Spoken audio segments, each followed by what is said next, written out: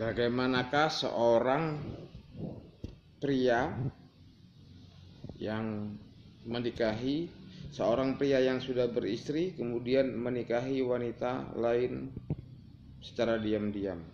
Nah, tipe pria ini adalah pria pengkhianat. Kalau syariat tegak, pria seperti ini wajib disel, dicambuk bila perlu. Bajingan, pria ini bajingan, pria pengkhianat. Tidak boleh seorang pria melakukan pengkhianatan terhadap wanita yang telah menjadi istrinya. Jadi kalaupun dia hendak menikah, dia tidak boleh menikah secara diam-diam. Dia harus terbuka, berani secara terbuka di hadapan istrinya untuk beristri lagi. Kalau saja istrinya tersebut menolak dia beristri lebih dari satu, maka wajib bagi sang pria untuk segera menceraikan wanita tersebut. Karena seorang wanita yang menolak poligami, maka dia tidak layak dijadikan seorang istri. Tendang aja, buang perempuan seperti itu. Juga sebaliknya yang saya katakan tadi, kalau seorang pria berpoligami, beristri lebih dari satu secara sembunyi-sembunyi, tidak terbuka terhadap istrinya. Saya katakan tidak terbuka, bukan meminta izin, lain lagi. Tidak perlu izin dari sang istri, tetapi tidak boleh juga sembunyi-sembunyi dari istri untuk memiliki istri lebih dari satu. Jadi jangan seorang pria muslim berani-berani beristri lebih dari satu secara sembunyi-sembunyi. Ini manusia bejat nih. Giliran masalah ngentot aja doyan, langsung istrinya 1, 2, 3, 4, 5 sampai seberapa. Giliran masalah ngentot aja cepat. Giliran kewajiban qital fisabilillah, berperang di jalan Allah, nggak mau. Ini bejat laki-laki seperti ini. Jadi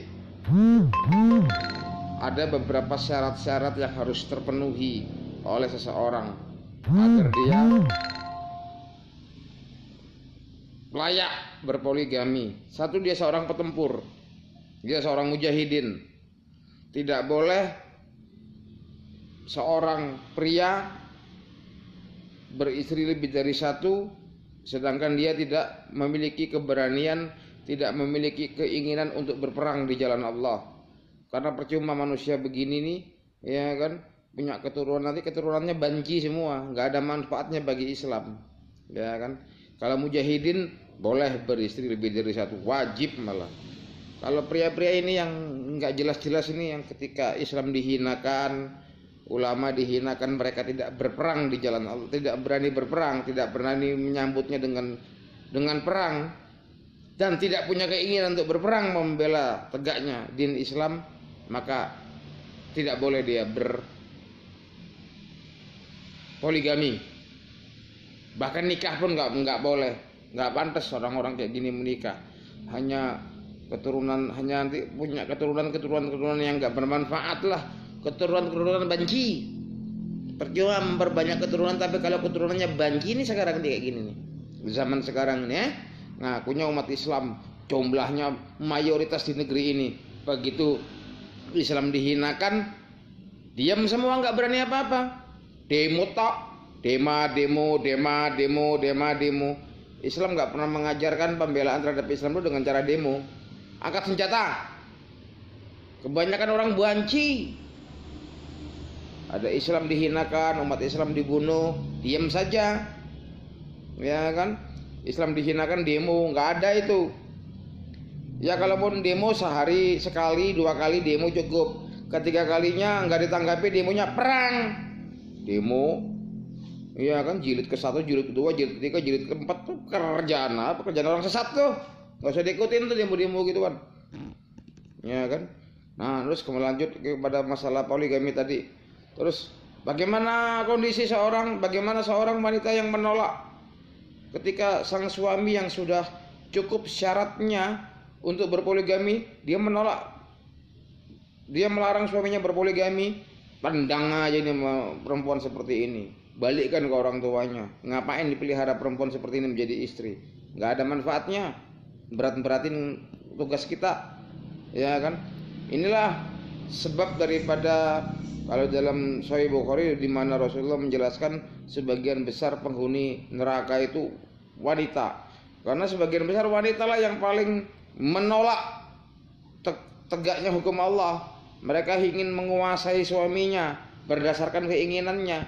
Mereka tidak ingin dikuasai oleh hukum Allah. Mereka ingin hidup sesuai dengan cara pikirnya sendiri. Perempuan-perempuan seperti ini sudah kafir. Seorang wanita yang mengaku dirinya muslim namun menolak kemudian marah di poligami, ini sudah kafir. Karena dia telah menolak hukum Allah.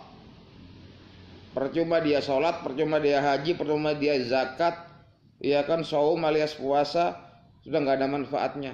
Kafir.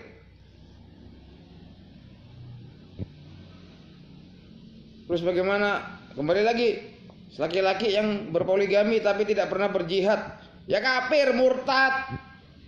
Orang muslim yang tidak pernah berjihad, tidak pernah berperang di jalan Allah, menghindarkan perang dengan alasan damai, dengan alasan konstitusi, aksi damai, aksi konstitusi, murtad.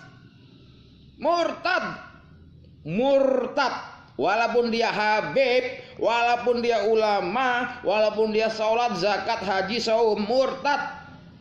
Islam tidak mengajarkan demo. Kalau mau demo sekali dua kali aja, habis itu ketiganya perang.